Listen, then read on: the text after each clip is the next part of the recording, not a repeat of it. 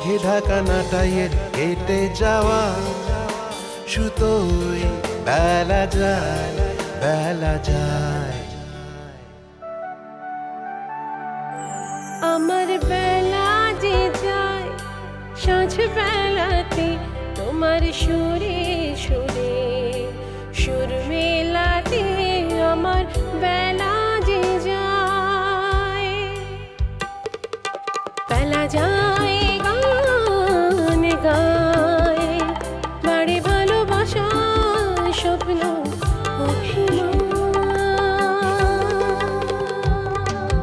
ভেসে আসে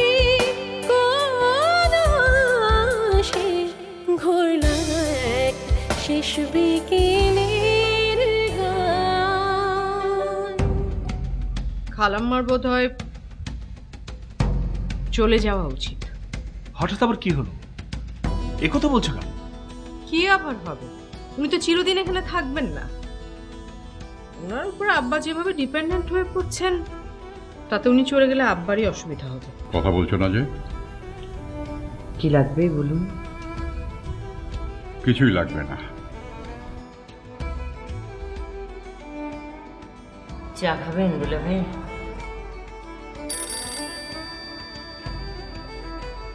খালাকে কি করে যেতে বলি? সেটা তো আমিও বুঝতে পারছি না। আচ্ছা আচ্ছা, আমরা সবাই মিলে যদি মেহেরপুরে বেড়াতে যাওয়ার কথা বলি? আমি না কালই যাবো, আমার একটা সকালে ট্রেন টিকিটের ব্যবস্থা করে দিলাম।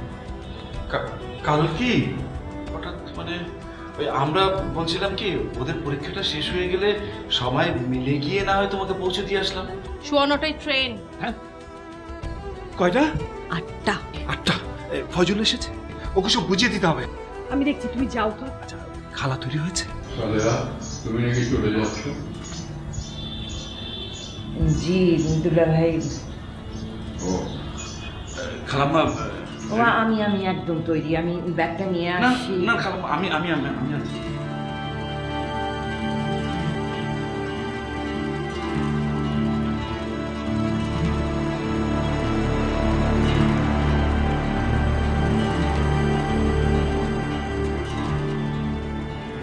পৌঁছে খবর দিও।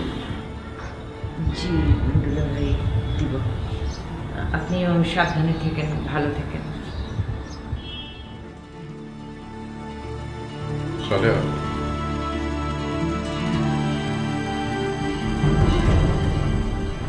জি দুলা ভাই বলুন। তোমার নামে তো কাল কোনো চিঠি আসেনি। তুমি নাকি এজাজকে বলেছো? এই কালাম, এদিকে আয় তো। আব্বা, ওই খালাম্মার সাথে ফয়জুল্লাহকে দিচ্ছি। ঠিক আছে। এই যে খালাম্মা, চলো। সাহেব, এই সিটে পাশের ফ্ল্যাট থেকে দিছে। কালকে পিয়ন ভুল করে ওই ফ্ল্যাটে দিয়ে গেছে।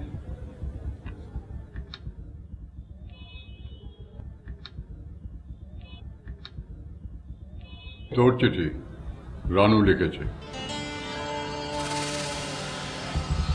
পড় না, পড়। নতুন কোনো খবর আছে কিনা দেখ।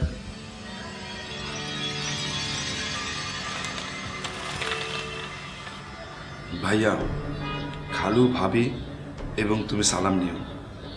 বাচ্চাদের আমার আদর দিও। আমার চিঠি পেয়ে হয়তো অবাক হচ্ছ, কোনোদিন লিখিনি, হঠাৎ কেন করে লিখলাম।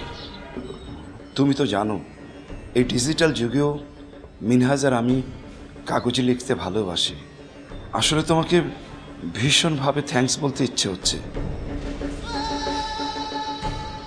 আম্মাকে তোমরা জোর করে রেখে দিয়েছো জেনে ভালো লাগছে।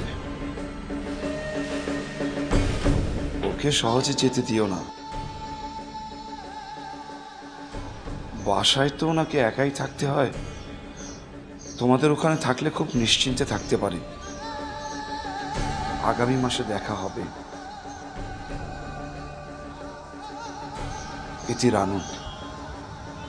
চলো বাবা, চলো, ট্রেনের সময়টা পেরিয়ে যাচ্ছে তো। খালাম্মা, রানু তো আগামী মাসেই আসছে। এই কটা দিন না হয় আমাদের এখানে থেকে যান। রানু আমাকে দেখতে চাইলে মেহেরপুরেই যাবে। আমার আর এখানে থাকাটা ঠিক হবে না বাবা। যে ভাবনাটা একদিনের জন্য, ক্ষণিকের জন্য আমার মাথায় আসেনি, আমার মনে আসেনি, সেই ভাবনাটা যখন আমাদের মনে দানা বেঁধেছে, সেটাকে তো উপেক্ষা করা যায় না। মানুষের মন তো বলা যায় না। খালা, তুমি আমাদের ক্ষমা করো।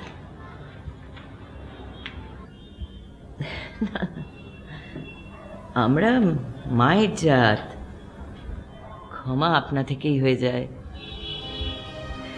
ঘটা করে করতে হয় না।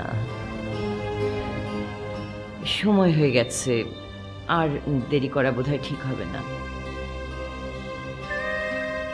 দুলা ভাই, ওই আপনার প্রেশারের ওষুধটা কমে এসেছে, মনে হয় 2-3টা বাকি আছে, সময় মতো আনিয়ে নেবেন।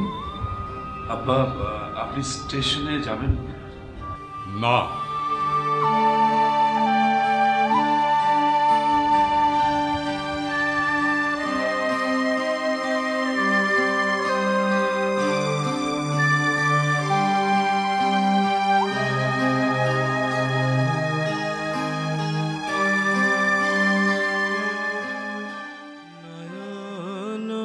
তোমারে পায় না দেখতে রয়েছ নয়নে নয়নে,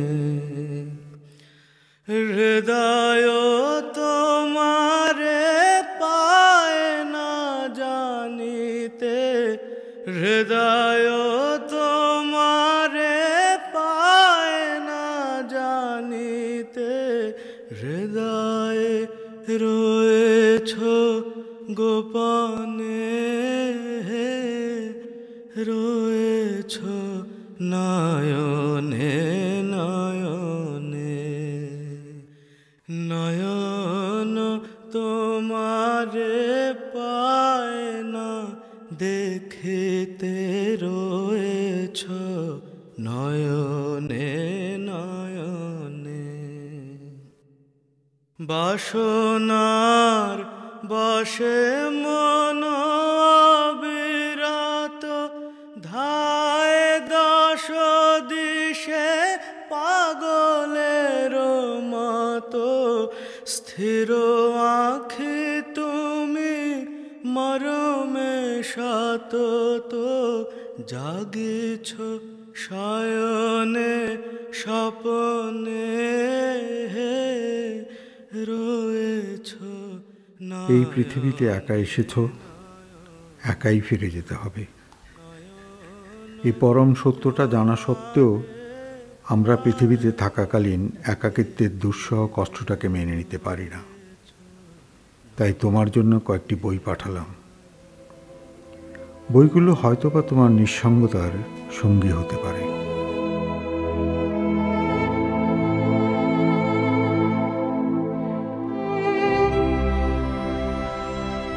জামানের পাঠানো বইগুলোতে নিজেকে নতুন করে আবিষ্কার করলাম।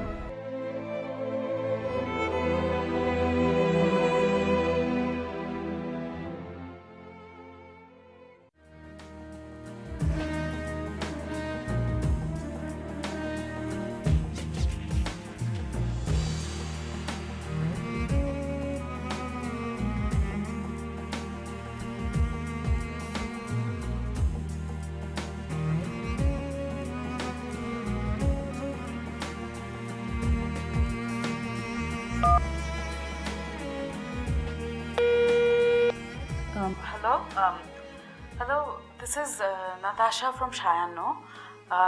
Sir, আমি একটু আপনার অ্যাপয়েন্টমেন্ট চাচ্ছিলাম, আপনার সাথে খুব জরুরি কিছু কথা বলতে চাইছি আর কি। তো আমি আপনাকে আমার নাম্বারটা, মানে আমার সেলফোন নাম্বারটা মেসেজ করে দিচ্ছি। জি, looking forward to talking to you soon. By.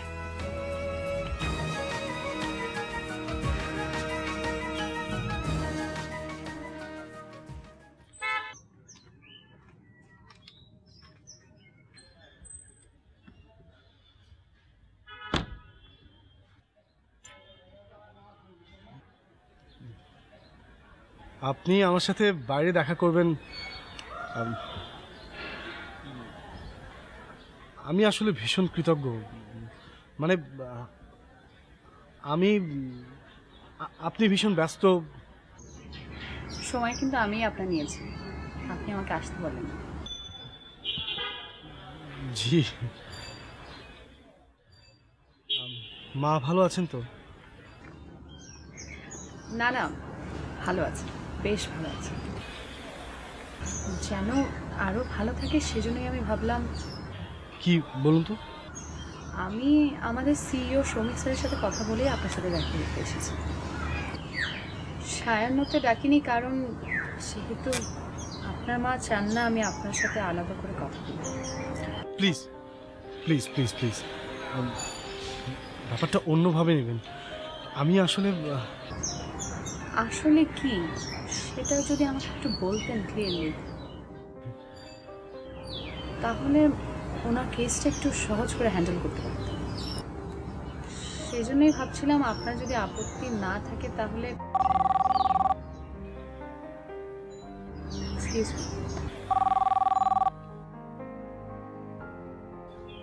Hello Shrabanti ma'am.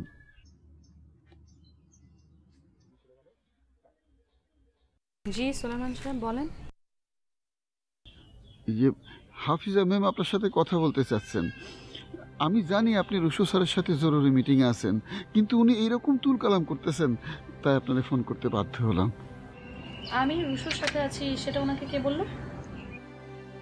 এটা যে অত্যন্ত গোপনীয় ব্যাপার সেটা আমি বুঝতে পারি নাই ম্যাডাম। আপনি তো যাওয়ার সময় অফিসে বলে গেছিলেন, তাই আপনাকে ফোন দিলাম। সোলাইমান সাহেব আপনি ফোনটা রাখেন, আর হাফিজা ম্যামকে গিয়ে বলেন যে আমি হাফ অ্যান আওয়ারের মধ্যে সায়ানাতে এসে ওনার সাথে কথা বলছি। জি ম্যাডাম, জি।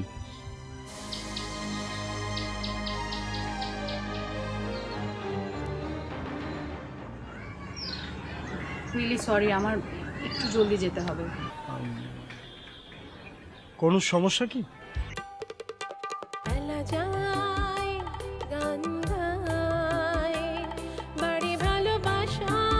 স্বপ্ন অভিমান পেলা যায় গান গায়, বাড়ি ভালোবাসা স্বপ্ন অভিমান